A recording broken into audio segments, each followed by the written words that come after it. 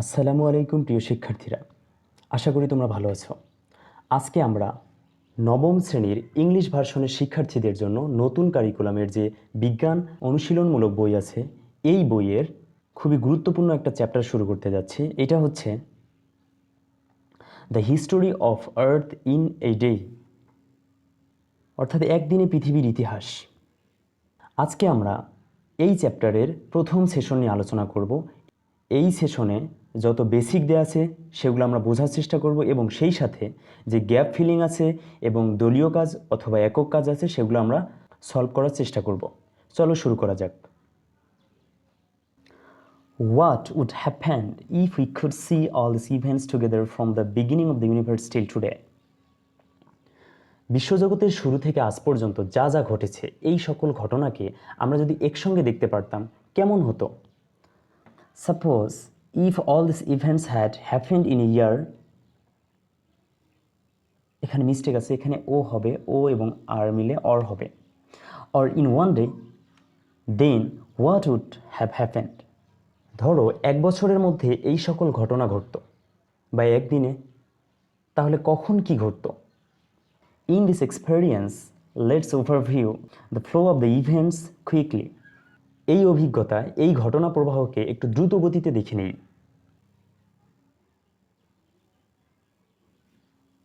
Session 1. What important events have happened since your birth that you know or can remember? তোমার জন্ম থেকে এখন পর্যন্ত কি কি গুরুত্বপূর্ণ ঘটনা ঘটেছে যেগুলো তোমরা জানো বা মনে করতে পারো? You can talk about many events in this case. For example, birth, first teething, first admission to school, first moving to another city, birth of a younger brother or sister, etc. অনেক ঘটনার কথাই এক্ষেত্রে বলতে পারো, যেমন জন্ম, প্রথম দাঁত পড়া, প্রথম স্কুলে ভর্তি, প্রথম অন্য শহরে আসা, ছোট ভাই বা বোনের জন্ম ইত্যাদি। Now write the events of your life in the chart below and mention at what event happened. এবার নিচের ছকে নিজের জীবনের ঘটনাগুলো লিখে কোন বয়সে কোন ঘটনা ঘটেছে তা উল্লেখ করো।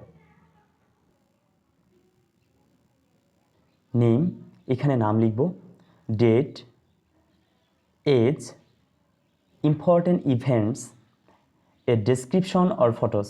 আমরা ডেসক্রিপশন লিখব, ফটো ইউজ করব না। চলো এই গ্যাপ ফিলিংটা দেখে আসা যাক।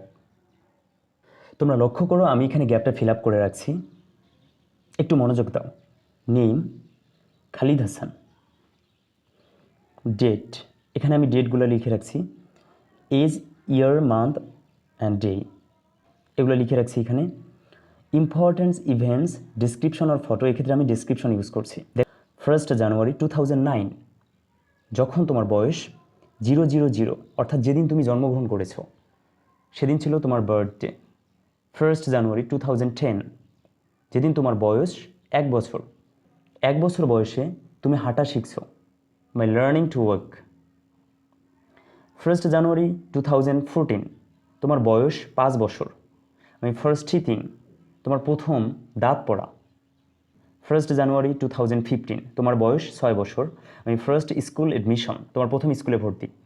1 জানুয়ারি 2018, তোমার বয়স 9 বছর, my first visit to another city, তোমার প্রথম অন্য কোনো শহরে ভ্রমণ। 1 জানুয়ারি 2019, তোমার বয়স 10 বছর, my younger sister was born, তোমার ছোট বোনের জন্ম হয়েছিল। 1 জানুয়ারি 2024, তোমার বয়স 15 বছর, getting new books in 9th class, তুমি নবম শ্রেণীতে নতুন বই পেয়েছো। এই ছিল আমাদের গ্যাপ ফিলিং। তোমরা এই গ্যাপটা সুন্দর মতো ফিল আপ করে দিবা। এরপরে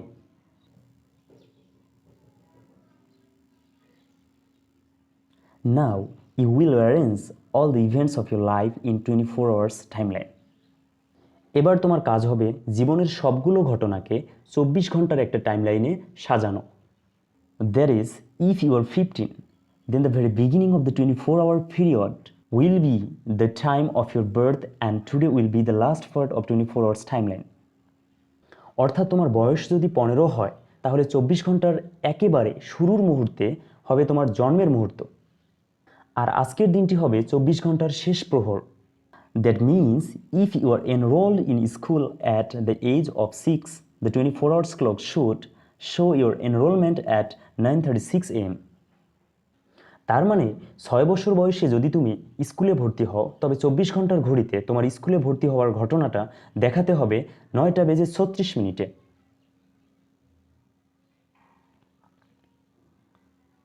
এই কথাটা বোঝার জন্য আমাদেরকে কিছু ম্যাথ সলভ করতে হবে। একটু পরে আমরা এই কয়েকটা ম্যাথ সলভ করব, তাহলে এই কথাটা একেবারে স্বচ্ছ হয়ে যাবে আমাদের কাছে। Show your life events of different stages in the clock below. For example, the event of your birth is shown in the picture. নিচের ঘড়িতে তোমার বিভিন্ন বয়সের ঘটনাগুলো একইভাবে দেখাও। উদাহরণ হিসেবে তোমার জন্মের ঘটনাটি ছবিতে দেখানো আছে। এই ছকটা যে ফিল আপ করলাম আমরা একটু আগে, সেই ছকে যে ঘটনাগুলো লিখছি আমরা, এই ঘটনাগুলো এই ঘড়িতে কয়টা বাজে ঘটবে, যদি পুরো ঘটনাগুলোকে এই 15 বছরটাকে যদি আমরা 24 ঘন্টার একটা ঘড়িতে নিয়ে আসি তাহলে কখন কি হবে সেটা আমরা বের করব। এর জন্য আমাদেরকে কিছু গাণিতিক সমস্যা সমাধান করতে হবে, সেগুলো আমরা আগে একটু দেখে নিই। Suppose your age is 15 years, that is equal 24 hours. অর্থাৎ তোমার বয়স হচ্ছে 15 বছর, যেটা হচ্ছে 24 ঘন্টার সমান। কেন 24 ঘন্টার সমান? কারণ এই 15 বছরের যে ঘটনাগুলো আছে সবগুলো ঘটনাকে আমরা এই 24 ঘন্টার একটা ঘড়িতে সাজাবো বা 24 ঘন্টার একটা ঘড়িতে প্রকাশ করব। এজন্য আমি এই সম্পূর্ণ 15 বছরকে 24 ঘন্টা ধরে নিছি। আচ্ছা, প্রথমে আসো, you learn to walk at 1 years old. তুমি 1 বছর বয়সে হাঁটা শিখছো। এখন যেহেতু 15 বছর হচ্ছে 24 ঘন্টার সমান, তাহলে 1 বছর হচ্ছে কত ঘন্টার সমান? 1.6 ঘন্টার সমান, 1.6 আওয়ার। 1.6 আওয়ার, এটাকে আমি যদি ভেঙে লিখি তাহলে 1 আওয়ার্স প্লাস 0.6 আওয়ার্স। 0.6 আওয়ারকে আমরা মিনিটে যদি প্রকাশ করি তাহলে 60 দ্বারা গুণ করব, মিনিট বের হয়ে গেল। কত মিনিট? 36 মিনিট। অর্থাৎ এই যে 1 বছর সময়টা, 1 বছর সময়টা হচ্ছে 1 ঘন্টা 36 মিনিটের সমান। তাহলে যদি তার বয়স 1 বছর হয়, যখন সে হাঁটতে শিখেছিল, ওই সময়ে 24 ঘন্টার ঘড়িতে 1 বছর পূরণ করার জন্য প্রয়োজনীয় সময় হচ্ছে 1 ঘন্টা 36 মিনিট। তাহলে যেহেতু 00 সময় হচ্ছে তার বার্থডে, সেখান থেকে 1 বছরের মাথায় সে হাঁটতে শিখছে, তাহলে আমরা বলতে পারি তখন ওয়াচ টাইম হচ্ছে, এই 24 ঘন্টার ঘড়িতে ওয়াচ টাইম হচ্ছে 1:36 minute. Look at this second math. আমরা আরেকটা ম্যাথ দেখে আসি। You admitted into school at 6 years old. তুমি 6 বছর বয়সে স্কুলে ভর্তি হয়েছো, সেটাকে 24 ঘন্টার ঘড়িতে আমরা অ্যারেঞ্জ করব। একইভাবে 15 বছর 24 ঘন্টার সমান, 1 বছর 24/15 ঘন্টার সমান, এবং 6 বছর কত ঘন্টার সমান? 6 বছর হচ্ছে 9.6 আওয়ার্সের সমান। এখান থেকে আমি 9 আওয়ার্সকে আলাদা করলাম, এরপর 0.6 আওয়ার্সকে আলাদা করলাম। 0.6 আওয়ারকে যদি মিনিটে প্রকাশ করি তাহলে 60 দ্বারা গুণ করতে হবে। 60 দ্বারা গুণ করলে আমি পাবো হচ্ছে 36 মিনিট। 9 hours and 36 minutes. তাহলে আমি যখন স্কুলে ভর্তি হয়েছি সেইটার 24 ঘন্টার ঘড়িতে ওয়াচ টাইম দেখাবে 9:36 মিনিট। একইভাবে তোমরা বাকিগুলো বের করে নিবা।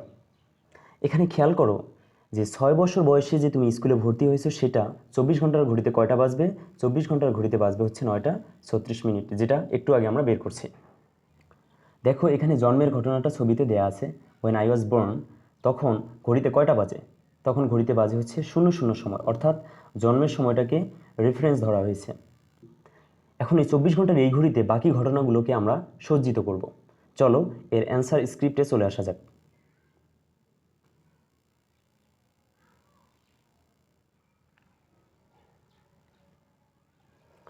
when I was born, 00 সময় এটা ছিল রেফারেন্স সময়, যেটা যখন আমি জন্মগ্রহণ করেছিলাম। এটা দেখো ঘড়িতে কয়টা বাজে? তখন 00 সময় বাজে। এরপর লার্ন টু ওয়াক, হাঁটতে শেখা। হাঁটতে শেখা কত বছর বয়সে তুমি হাঁটতে শিখছো? 1 বছর বয়সে হাঁটতে শিখছো, যেটা হচ্ছে 1 ঘন্টা 36 মিনিট সময় প্রকাশ করবে ঘড়িতে। এরপর টিথিং, কত বছর বয়সে তোমার দাঁত উঠেছিল? তখন ঘড়িতে কয়টা বাজবে? 8টা বাজবে। একই নিয়মে বের করবা। স্কুল অ্যাডমিশন, এটা আমি বের করে দিছি তোমাদেরকে। 9টা বেজে 36 মিনিট 24 ঘন্টার ঘড়িতে যখন তুমি স্কুলে ভর্তি হয়েছিলে তখন তোমার বয়স ছিল 6 বছর। ভিজিট অ্যানাদার সিটি, অন্য শহরে তোমার প্রথম ভ্রমণ, সেটা কত বছর বয়সে ছিল? গ্যাপে দেয়া আছে, সেটা দেখে তোমরা সময়টা বের করে নিবা, যে সময়টা হবে 24 ঘন্টার ঘড়িতে 14টা বেজে 24 মিনিট। তারপর ইয়ঙ্গার সিস্টার্স বার্থডে, যখন তোমার ছোটো বোন জন্মগ্রহণ করেছিল তখন তোমার বয়স কত ছিল, সেই সময়টা 24 ঘন্টার ঘড়িতে কত হবে সেটা এখানে বের করা আছে, 16টা বাজবে তখন।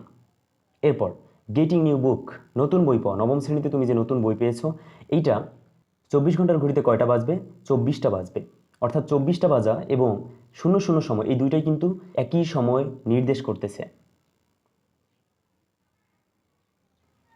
Next,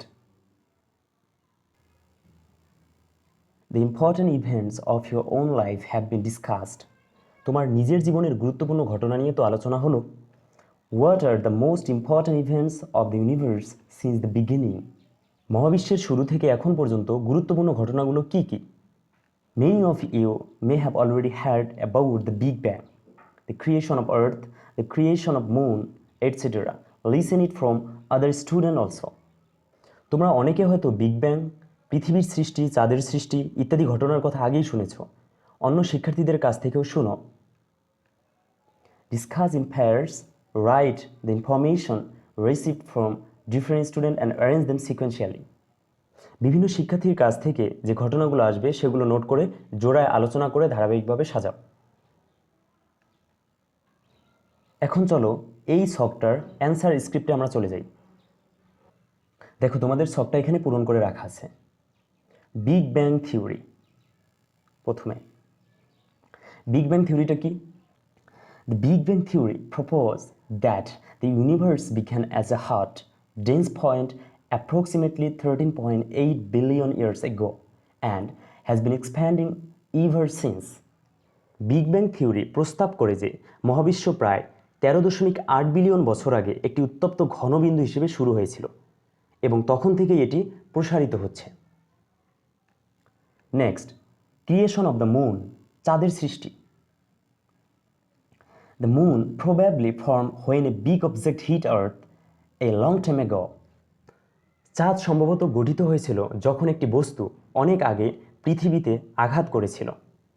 It has lots of crater and smooth areas and it has a very thin atmosphere.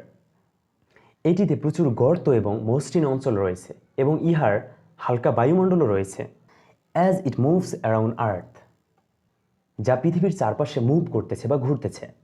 Next, creation of sun. The sun formed about 4.6 billion years ago from a cloud of gas and dust that collapsed under gravity, igniting nuclear fusion. সূর্য প্রায় 4.6 billion বছর আগে gas এবং ধূলিকণার মেঘ থেকে তৈরি হয়েছিল, যা মহাকর্ষের অধীনে এসে ধসে পড়ে এবং পারমাণবিক ফিউশনে ইহা প্রজ্বলিত হয়। তাহলে আমরা ছকটা দেখে ফেললাম, এখন আমরা বইয়ে চলে যাব।